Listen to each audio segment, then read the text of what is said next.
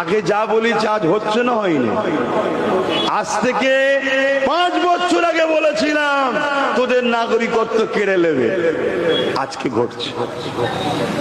খোঁজ করো, অনেকে কেটে কেটে ছাড়ছে আবার এখন।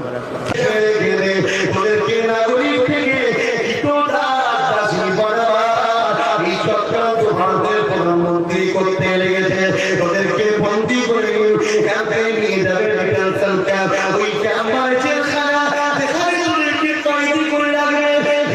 কালকে আপনি যখন ভোটের লাইনে যাবে দেখবেন আপনার নাম তালিকাতে নাই। কে আপনি? আমি ফুরফুরাবি। কে আপনি? আমি দেওবন্দি। কে আপনি? আমি অমুক দরবার। কে আপনি? আমি অমুক দরবার। কোন দরবার চলবে না। মুসলমান হওয়ার জন্য আপনাকে ক্যাম্পে নিয়ে যাওয়া হবে, ওখানে তিলে তিলে আস্তে আস্তে আপনাকে হত্যা করা হবে। অনেকে কেটে কেটে ছাড়ছে আবার এখন।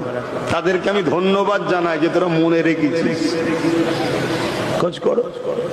আমি 8 বছর আগে বলেছিলাম যে মসজিদ, মাদ্রাসা, কবরস্থান সব চলে যাচ্ছে, দখল হয়ে যাচ্ছে, ঢুকতে পারবি না। আজকে কি হচ্ছে বলো? এমন এসআইআর এর খেলা দিয়েছে, লোক ওয়াকফের কথা ভুলে গেছে। এসআইআরটা কি?